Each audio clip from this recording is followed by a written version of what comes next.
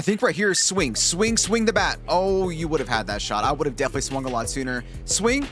No swing is going to lead to a pallet stun for an easy punish for the survivor. What's up, YouTube? We are back for another coaching video today. Our amazing community member, XX German Kate XX, has sent me a VOD to review. We're going to be breaking down Caitlyn's Trickster gameplay. I am a Trickster main, so I am super excited to get into this with you all. We're going to be breaking down the build. We're going to assess the survivor movement. We're going to assess Caitlyn's ability to manage their power along with their basic killer movements as well. We're going to talk about the map. We're going to talk about what the perks the survivors ran, what perks and add-ons Caitlyn ran, and we're really just going to break everything down on a fundamental level here. As always, if you like the channel, please feel free to like, comment, and subscribe. That helps me out more than you think. Join the Discord server. We are full of killer and survivor mains. We don't play by no made-up rules of tunneling and slugging and camping and things like that. So if you want to be a part of an amazing community that appreciates both sides, killer and survivor, and it's not us versus them, come and join the Discord. It's growing every day. We have over 2,000 amazing people for you to play with. I'm live on Twitch Monday through Saturday, 5 to 9 p.m. Central Time. Come hang out in the chat. Also, if you want to be featured in a coaching video like this right here, announce it in the chat. !coach command will tell you exactly how to submit your VOD to be featured on the channel like this. Check out camspookycorner.com for all of my links. It's going to have my donation link in there. It's going to have all of my socials and a link to the Discord server as well. Just as a quick reminder of what these videos are about, these videos really are about coaching. It's not to nitpick or demean anybody based on their skill level and the way they play the killer. So please keep all comments constructive and nice. We want positive criticism here so we can all grow better together and become better players overall. Everything I say is going to be purely from a constructive standpoint to help Caitlyn become a better Trickster player. And I can't wait to see her take the advice I'm about to give her and become a better player and to see how much she grows from this video alone. So with that, let's get into the video now. Okay, so we are about to start up the match right now. Looks like we are on Hawkins Laboratory. Dope Mina skin. I love rocking Mina whenever I play her. Let's get into the gameplay and see how she does. Okay, so to start right now, the first thing I want to talk about right here is the build, okay? So for the perks that Caitlyn is rocking, she is taking Deadlock or No Holds Bar, as some people might know it as, No Way Out, Bitter Murmur, and Starstruck. For my initial impression of the build right here, I do like the perk Deadlock. I think it is a really good slowdown perk for the game. It's going to give you that passive gen regression by blocking up the most progressed gen after one becomes completed. It's going to tell you where to go next. Overall, not a bad perk at all. And then we also have No Way Out down here. No Way Out is, in my opinion, the best endgame perk in the game. So I do think that's a pretty solid choice right there. Trickster is the type that can snowball as people crowd the exit gates at the end and get a good main event play. So definitely like where you're going there. Having the perk Starstruck on Trickster, I don't think is super optimal. I think it can help you basically if you're dealing with a bunch of body blocking and sabotage survivors, but it's not something I would normally recommend to take on a regular basis without some other perks kind of complementing it. So for Bitter Murmur right here, that's going to reveal the aura of all survivors within 16 meters of a completed generator. So it's a pretty good information perk throughout the game. It's kind of like a Spies from the Shadow kind of thing. Each generator that gets completed, you're going to get info where everybody's at. It also kind of synergizes with Deadlock too, which I like. In my opinion, I would keep Deadlock, I would keep No Way Out, and then I would trade out 2 other perks. Now, what I would do instead of Bitter Murmur is I would take like Pain Res or maybe Pop Goes the Weasel, depending on your generator management playstyle. And then for the 4th and final perk, I would take Corrupt Intervention. I think Corrupt Intervention is not only just one of the best perks in the game for killers, but it's also going to help you being a newer Trickster player. Your first chase can last a very long time, especially if you're forcing yourself to use your power, which you should be. Okay, so as far as the add-ons go, looks like you have G Wounds Autograph. I don't think at all that's a bad add-on, but for a beginner Trickster player, someone who may be hesitant to even use their main event to begin with, I'd probably recommend Bloody Boa instead. Bloody Boa is going to decrease the speed at which your laceration meter decays by 75%, almost double. So basically, because as a new Trickster player, you're going to be hesitant on your blade count, and you're also going to miss a lot of shots. This is going to make it much more forgiving for you to stack blades on people in injuries and get more health states that way. But as far as starting with the Trick Pouch, your other add-on, increase increasing the maximum carried blades by 8 and starting the trial with an additional 8 blades. I think this is very excellent for a beginner player. This add-on is just going to incentivize you more to use your blades more often in chase, which I think is super important for a beginner trickster player. It's going to give you more room for error, and it's going to help you have to reload less frequency too, and just really focus on your gameplay mechanics instead of worrying so much about missing and landing blades. Just rewinding it back a little bit to keep ourselves on track. I'm already thinking about the map too. You're on an indoor map, Hawkins Laboratory. This map can definitely bite you in the butt. There's a lot of tall walls, a lot of ways survivors can greed and just kind of continuously run for their pathing, and a lot of ways for you to miss your blades as well. So right there, I definitely would have went for a swing immediately at the pallet and took the 50-50 shot on the Renato because you were so close, but good job getting the hit there. Right here, I would want to see some more blade action as well. Probably going to get pallet stunned. Oh, right there. A little bit too much hesitation. I'm thinking if you went for the swing just a little bit sooner, you could have got the down sooner. But overall, not a bad chase. It looks like the Renato definitely misplayed that as well. Okay, there is the first hook state of the match. It looks like there are still 5 generators up. You're full on blade, so you don't have to worry about reloading. You're at style rank D. I think by throwing a little bit more blades in the chase, you could have gotten some higher ranking there. And it's just super important to keep that rank up just to gain access to main event as much as possible. I don't mind the idea of kind of proxy camping here and looking for some early unhooks, but you do have to be careful because you have to imagine that the Renato's hook camp meter is definitely skyrocketing up as well. It's definitely not a bad idea to kind of survey the area, especially looking for early unhooks. But in this situation right here, with where the survivor spawned, they were probably upstairs on that solo gen. Looks like you're going to go back here to punish the unhook. Aim just a little bit high right there. There's nothing wrong with that. I do like the idea that you were going for the blades and had confidence to begin with. And it looks like we're going to take chase again on the Renato. So this right here ideally can be a really tough loop for Trickster.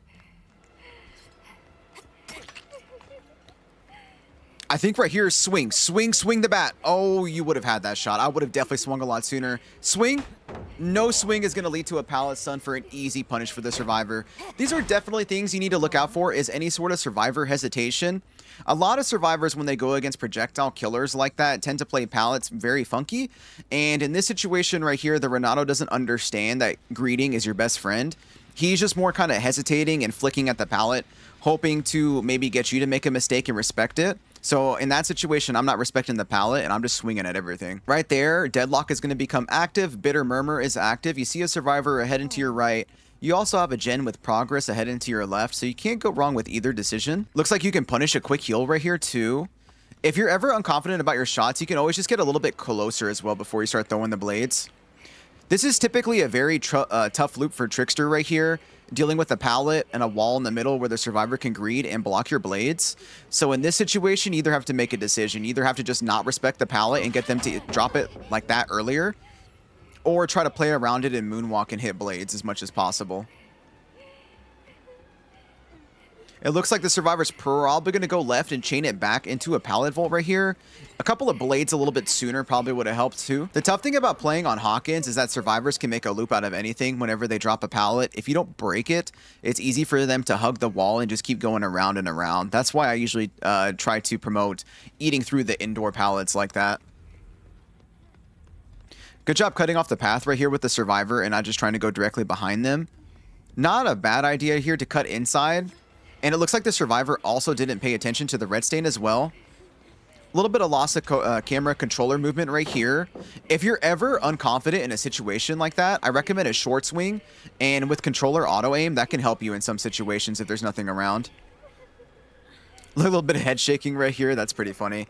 So in this situation, I would go to your left. I'll go ahead and pause the video real quick. Right here, if you go left on this side of the barrel, the survivor is in a lose-lose situation because they're either going to spam volt the pallet back and forth, and you can hit blades right here and blades right here on this side. So it's completely up to you of how you want to play this. And if they decide to leave the loop, you're going to gain more vision on them, either leaving through the hall or coming back behind you into the hallway down here. Easier blade shots, or you could just go in quickly for the M1. I wouldn't ever play on this side because the survivor can just hold W, go around the wall, and loop back around this way. Oops, okay, I accidentally cut forward a little bit too much here. Okay, we're about back where we left off right here. Let's let the video play out some more. Looks like you're having just a little funny moment here with the survivor. Nothing wrong with that. We all appreciate some personality in the game. Yeah, so I definitely don't think that was a pallet you had to break. You could have played around, but I don't blame you either for just getting rid of it. Right here, this is a super easy loop for Trickster to play around, and this is why using your power is key, because right over this whole console, you can easily start slinging the blades, and this is definitely not a safe loop at all. If Trickster can see you over something, then it's definitely not ideal for the survivors. She should have stayed in the other place with the wall she could have hid behind. Noticing a little bit of hesitation using your power, which is okay. Trickster's blades aren't the most forgiving, but to build up that confidence and really cut off survivors and loops, I recommend use the blades a lot more. Volt right here. Looks like survivors coming to body block, so that's an easy tag on the Kate. Good job. Right here, you could hit some blades through to the railing if you really wanted to. I don't like playing that loop against survivors because they tend to camp the window until you overcommit.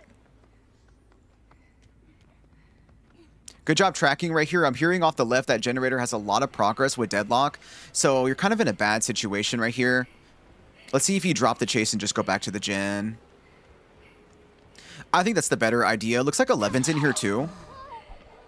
In that situation right there, what I'm doing with the 11 is I'm throwing blades at her, because that's going to help me get my style rank up faster, and it's going to help me maintain a little bit more speed too, because I won't have a weapon wipe animation after she loses a health state, and I can track her and chase her down the hallway much faster. Unless you're running a perk like Rapid Brutality. Good job punishing the 11. 11 messed up. She should have played that pallet right there against you. I'm shocked she didn't. Is that basement? It looks like basement's right there to your right. Let's see if you go for it. Yeah, so right here, because at this point in the match, this is only going to be your second hook state, and you only have one generator left. I'm going to back it up a little bit. If you were to walk forward right there and put 11 in the basement, that can set you up for a really nice snowball and punishing late game altruism, especially with main event. If you start your main event about right here, just outside of the hook camp range, when they're coming out of the basement, that's so easy to end up just chain downing survivors. Okay, it looks like we're going to resume chase right here with this survivor down the hallway. Good job starting the blades right here. Get a couple more. I know on controller too, it can probably be pretty difficult aiming the projectiles. Might have to mess with your sensitivity settings just a little bit. Right there, that's a pallet where she can go right side, which it looks like she is. She's going to chain on the wall and vault it again. As a beginner killer player, I would just break that pallet and get it over with, because that's pretty difficult to outplay, especially if you're not like super comfortable playing the killer you're on. Those are the loops that objectively destroy Trickster. Go for the swing right here. A little bit sooner, a little bit sooner. Okay, so right there. Hold on. Let me backtrack you a little bit. I promise you right here, I'm telling you, like if I was live coaching you, I would tell you to swing full lunge, and I would want you to do it without hesitation, because this is an easy hit right here. Yeah, you got this box right here. You got to make sure you don't get stuck on it. But if you just slide a little bit to the left, even with a 4.4 movement speed killer's lunge range, you could definitely grab this hit and down her before she can even play the pallet to the side. Swing, swing, swing. I just want to see the swing so badly. Or also, too, a little trick for you. Here, let's catch up to the pallet part.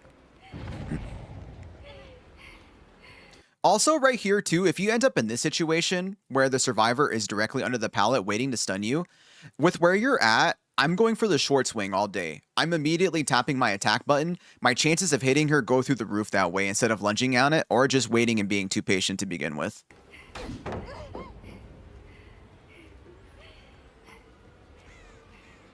This is one of those things, again, where unfortunately, because of the map, this is a map diff right here.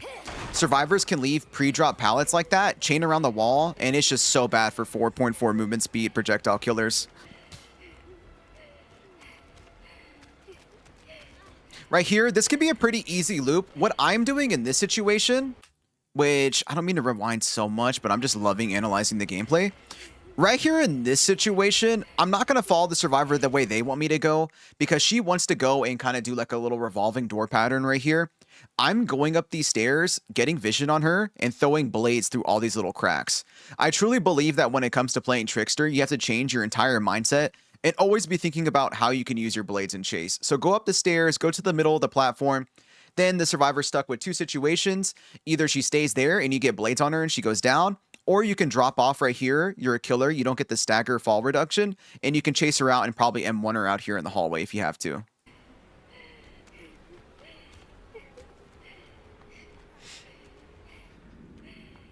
Okay, it looks like Bloodlust is coming up now, which can be both a good thing and a bad thing on Trickster. She's probably going to drop that pallet right there on you. No, it looks like the Survivor is a little bit smarter than that and forcing some hesitation on you to begin with. Here comes the endgame Bitter Murmur value. You have 2 stacks right here of No Way Out. In this situation right here exactly, I'm going for the full game Snowball. I'm throwing blades as soon as we get into this hallway right here, because it's a lot harder for them to body block it and kind of get in my path. See right there, if I'm just throwing blades, I'm injuring everybody and building up a main event meter. No Way Out's not going to give you very long with only 2 hook states, so that's something to consider too. Good job getting the injuries though and keeping the injury pressure. And it looks like the Renato made a mistake and you capitalized on it very, very well. Right here, I'm finding the closest hook, which is right here to this door. Okay, so right here. This decision right here, I haven't seen the rest of the VOD, but this could have been what changed your entire game, because look, by hooking the Renato instead on this hook to your left, that one right there, if you hook him here, you can easily patrol the exit gate behind you and make sure no one works on it. So when they come for the unhook, because you'll be camping it, you know, for the end game Snowball, then you just start throwing blades. And by the time they get to the other door on the other side of the map, you can probably get maybe 1 or 2 or even 3 downs if you have your main event active. So, but we'll see how the rest of this plays out. Survivors right now, paying attention to your HUD on the left side of the screen. They are resetting. One's probably 99ing the exit gate. Good job reloading, prepping for the end game. Very, very good. And I should see Kate Denson get healed here any second. Probably going to open the door and then come to save you. See, this puts you in a weird spot too now, because now you have to kind of pay attention to this gate as well, because a survivor could sneak behind you to get kind of tricky with it. But primarily in this situation, I'm looking for more of a face camping angle from you to really punish the unhook. So the second you decide to push that gate is when the survivor is going to go for the save, it looks like. There's Kate. You might be able to get the down. Ooh, very nice down right there. Kate was a little bit too slow for that too. So now in this situation right here, since the exit gate is open, you want to take the Kate as far away as possible from both gates. So I'm trying to look for something over here if I can. So it looks like you're kind of surveying the area, looking out at the exit gate to see if anybody's already just kind of peeking or just waiting. They're not. If you do decide to commit to the face camp end game, I would definitely want to see you position yourself in a better spot instead of looking like this is kind of gambling, because you're hoping you can down a survivor before they make it back to the gate. But the safer bet right here is you could be throwing blades on the survivor that's going for the unhook now. Missed some scratch marks going inside right there. Looks like they're going to go for the unhook. Or maybe you're approaching this as an angle where you want to try to camp the gate.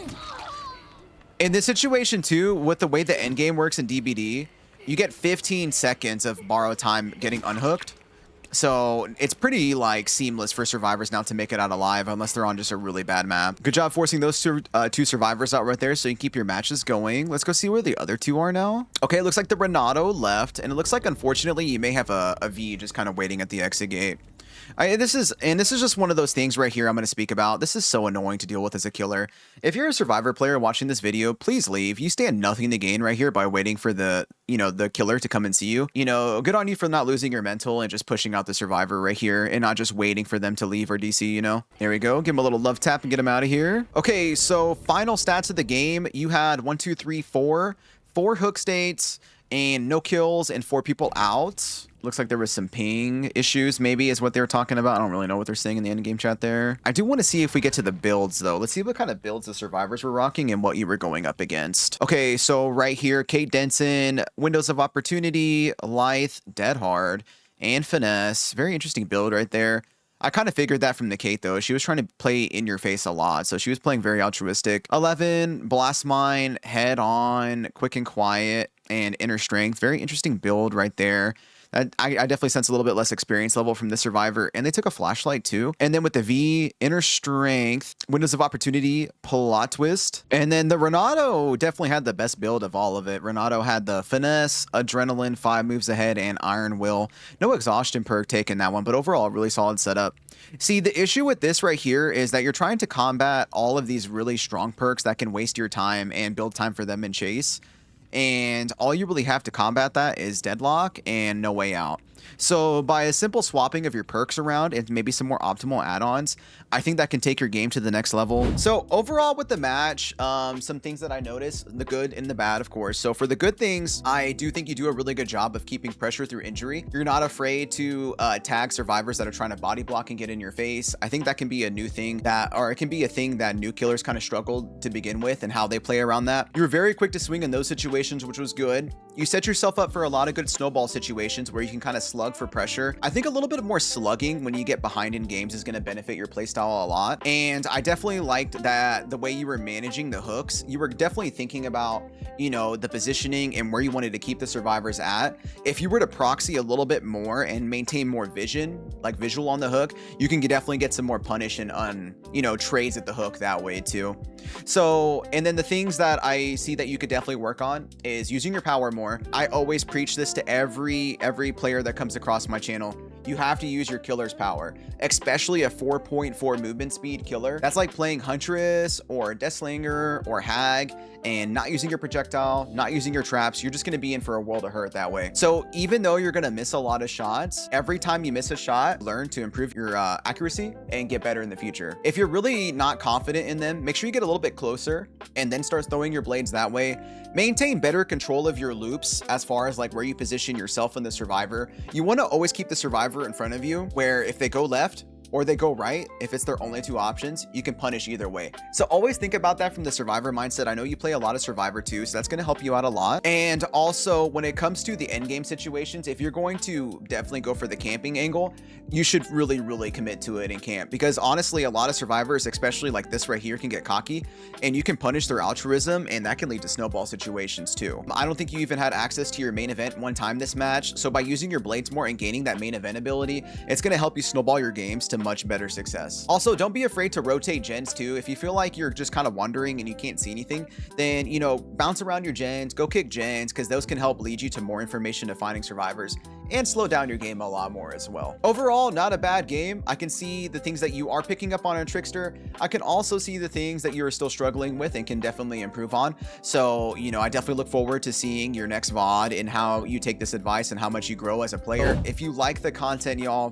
please feel free to like, comment, and subscribe to the channel. I'm live on Twitch Monday through Saturday, 5 to 9 p.m. Central Time. If you join the chat and you want to be featured in a video like this so you can learn how to play your killer on a more in-depth level, !coach will give you the command of how to upload your clip to the Discord server. Please join the Discord server. It's a great non-toxic DBD community for killer and survivor mains to hang out and talk and game together. Also check out camspookycorner.com for all of my social links, including the donation link as well. And with that, I will see you all on the next video. Peace out.